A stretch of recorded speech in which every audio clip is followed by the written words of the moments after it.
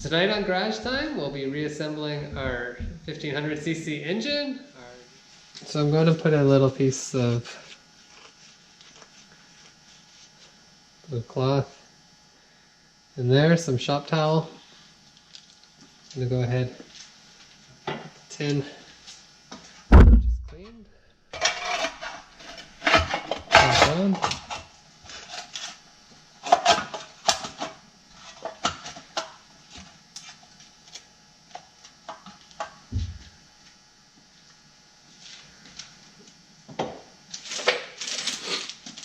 Now, more than likely, when this is built for the final time, we'll end up replacing all the tin. And it's more time and effort to clean this up. You know, there's rusty parts of this and whatnot than it is just to buy new stuff and paint it and treat it for your engine. So, as I mentioned, I believe in the part 1 of this series of tearing this engine down and putting it back together, I always go back with sockets for my hardware.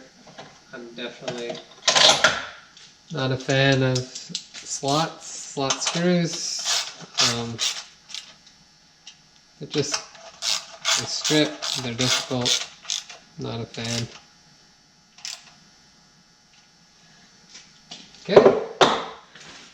Okay, so now that we have both cylinder heads back on, we have the cylinder tins on, our next step, what we're going to do is actually put on our new alternator stand. And so first we have to we're putting on our new seal that came in the kit.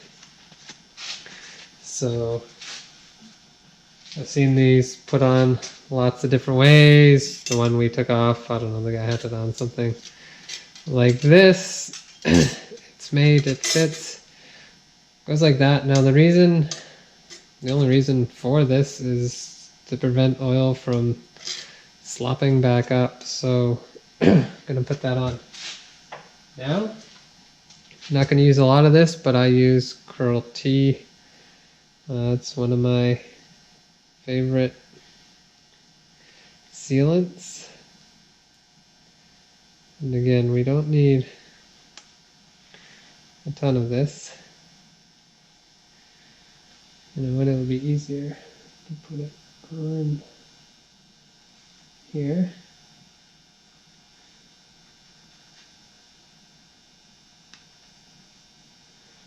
Okay, so just make sure you have coverage all around. Now it is one of my favorite sealants, but it's a pain in the butt to get in Canada, so when I'm making an order from our friends down south in the US that sells it, I always buy it. So I have it on hand for jobs like this.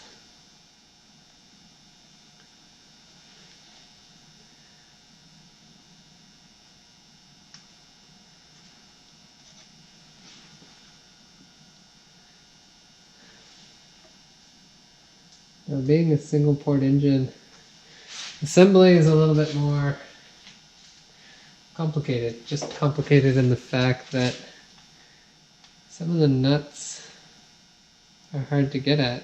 Because, well, the manifold is a large single piece, so bolting on your alternator stand, single port, blocks the rear nuts or makes the rear nuts difficult to reach.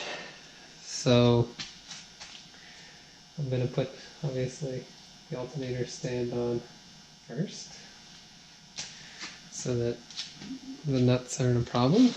I can easily tighten them. Then I'll go ahead and put my manifold on. And then the last thing I'll do is put the fan shroud on. And I might even put the fan on before I tighten that all down, because again, it's just you're playing with a lot of parts, a lot of moving parts there. So these are 13 mil right. I won't actually be torquing these ones, especially at the back, because well, I won't be able to reach a torque wrench in there, but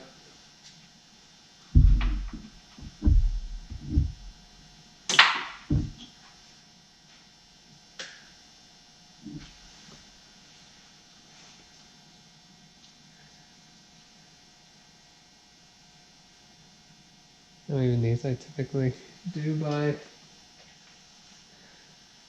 new hardware, but I didn't. Oh, yes, I did. That's okay. It's an alternator sand. It does look clean and shiny right now, but that's not what our goal is here today.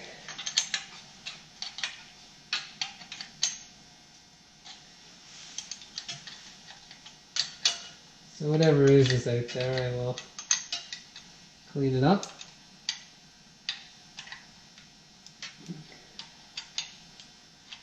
I don't know if you can see my breath, but it's quite cold out here. I'm eager. Spring is, I don't want to say spring is close, but it's closer than it was a month ago. And I do really want to be driving around in this car this summer, so doing everything I can so that hopefully early spring it's just a few tweaks and get it safety and on the road again. And I'm sure it's the first time this car will have been on the road in many years. I would guess at least 20, but I would think maybe early 90s it came off the road. So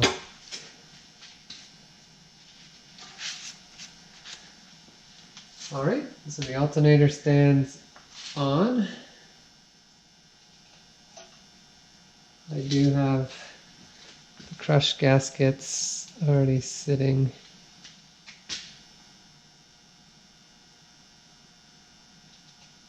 in my single port. 7 mil lift that over and on. Put it on the right way. Obviously the preheat tubes go to the exhaust, face rear of the car.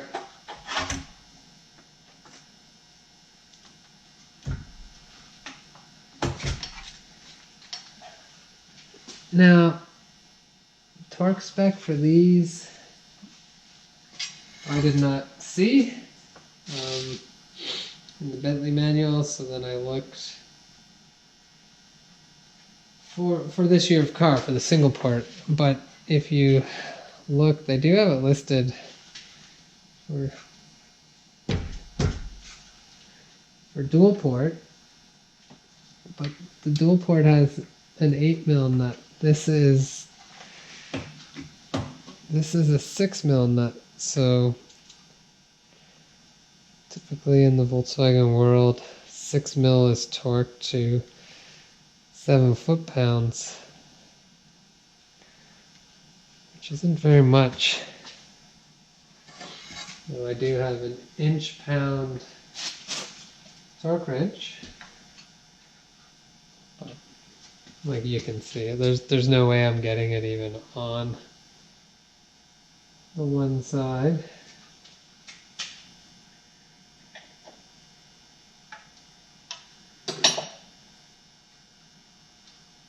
Even getting a wrench on these is going to be challenging.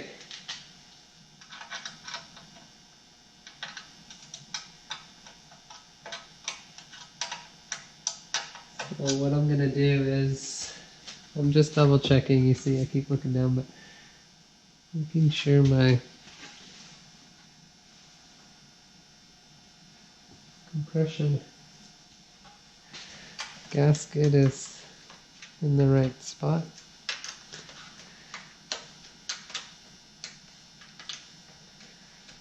No, yeah, they really made that a difficult nut to get at.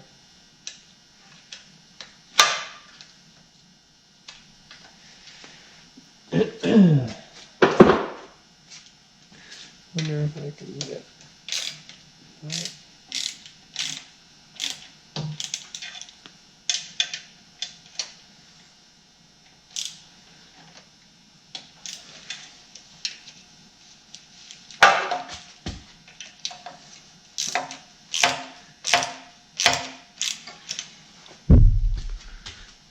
Now, sure I keep blocking the camera, but as you can see,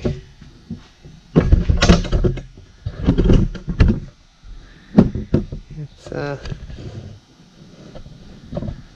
really tight spot.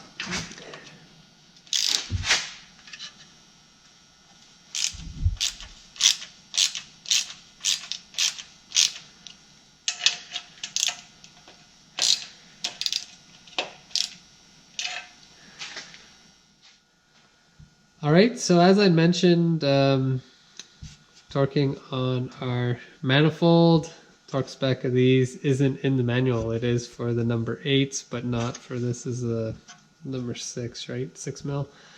So 6 mil stud, 10 millimeter nut. So 12 times 7 is 84, so we've got it set 84 foot-pounds. And there we go.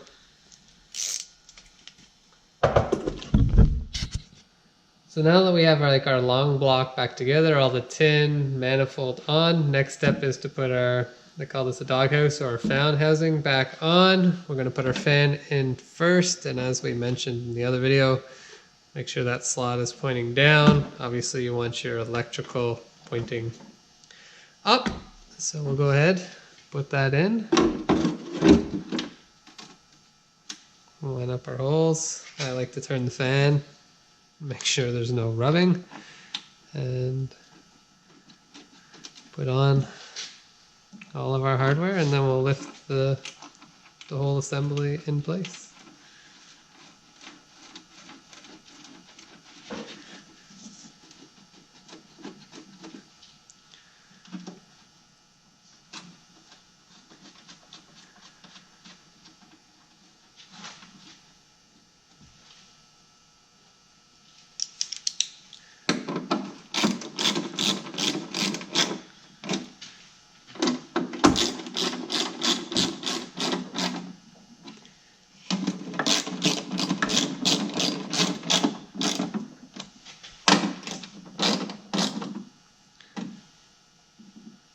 All right, no rubbing.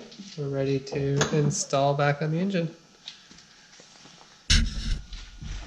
All right, so we just have to obviously lift it over our oil cooler, slide it into place, watch out for the hoses.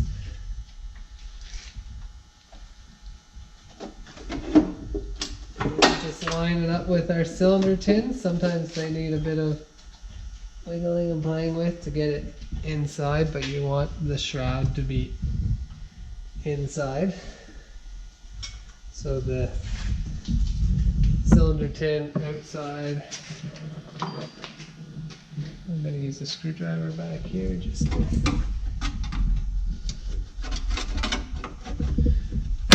manipulate it a bit.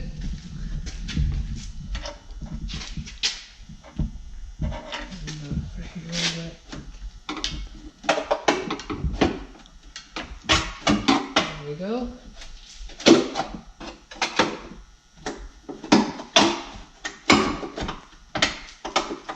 Takes a little bit of wiggling. There we go. So now you just have your two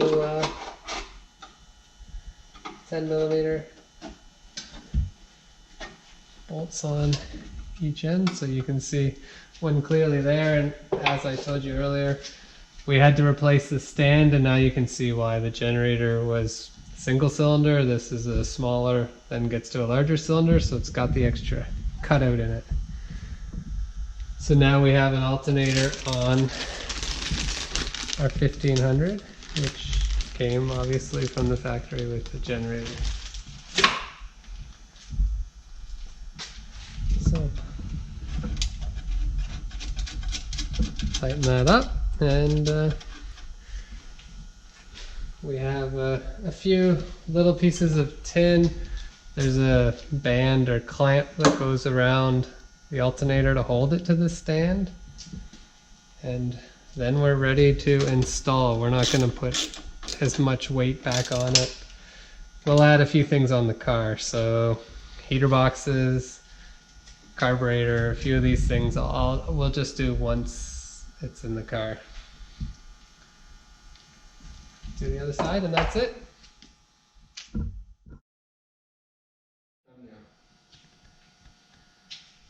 Okay, so now our engine has been reassembled and is ready for installation back in the Beetle. We will do final details once it's in the car, so we're ready to go and hear this thing purr. Thanks for watching. Don't forget to subscribe, and we'll see you next time.